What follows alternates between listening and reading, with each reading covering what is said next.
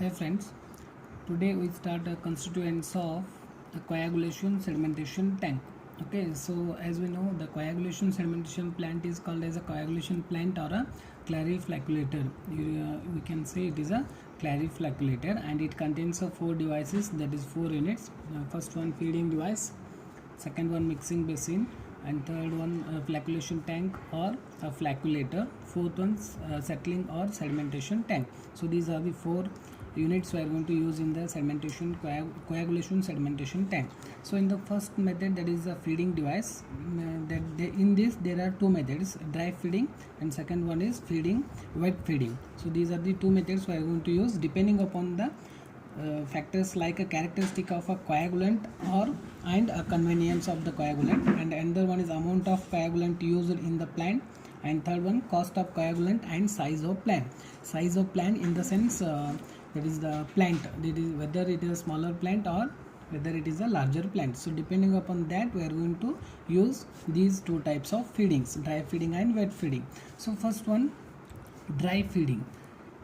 In dry feeding, it is a simple in operation, and the chemicals can be fed into water directly by dry feeding in the powder form. As we know, alum being fine and uniform in size and can be fed easily by dry feeding devices, and however the copperas and lime cannot be fed by dry feeding. Okay, so dry feeding devices are generally in the form of a tank with a hopper bottom. So we can see here.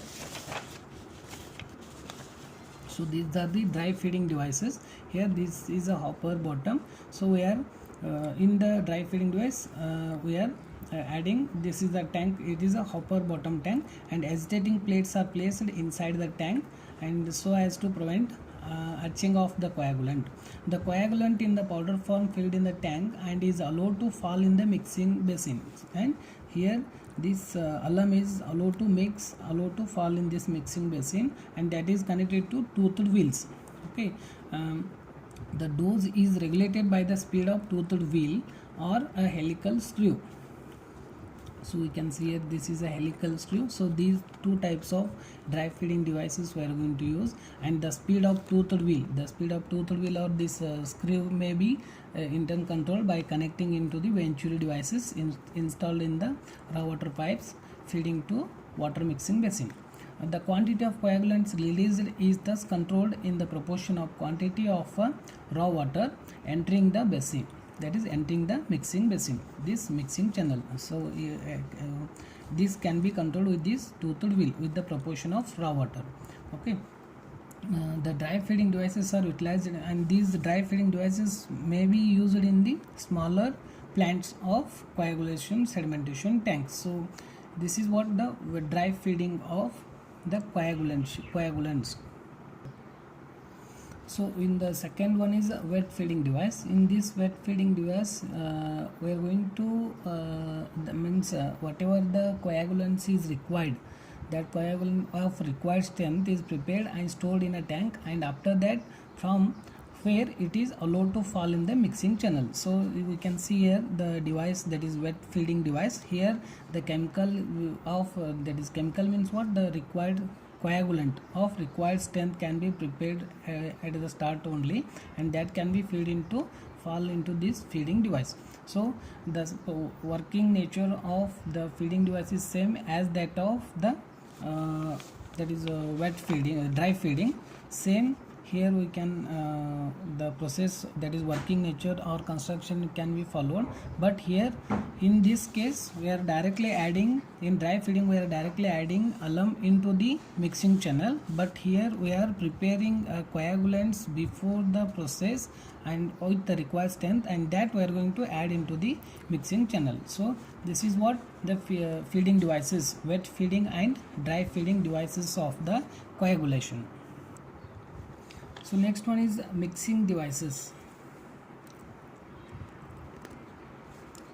or it is mixing basin.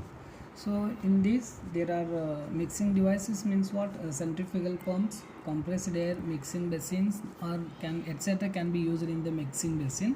So we can see here the mixing basin.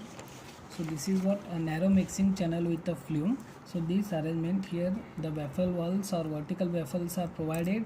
So at one side, at the inlet, we are going to introduce raw water into this channel, and from here we are going to mix the water and coagulants, raw water and coagulants in this rectangular tank, and here to reduce the velocity to accomplish the efficient mixing of the coagulants with raw water, we are going to provide baffle walls. So because of this, we are going to accomplish a complete mix of the coagulants, so that that coagulant will react with the colloidal or sedimentation particle, that is fine particles in the water sample, and that will create a flux, and that can be easily removed in this settling basin. So this is what the coagulant feeding chamber, and this is raw water. Both can be mixed in this chamber. This is called as a mixing chamber, and here the baffle walls are provided, vertical baffles and horizontal baffles are provided. So because of this, we are going to reduce the velocity so that we can accomplish the complete mixing of the coagulant and raw water. So here, this is after mixing, we can whatever the flux is created, that can be easily precipitated out after settling the bottom, and that can be removed in this settling tank. So this is what the mixing basin. So there are so many design criteria are there for this baffle walls, and as well as the mechanical devices used for the mixing, and as well as the flagellator.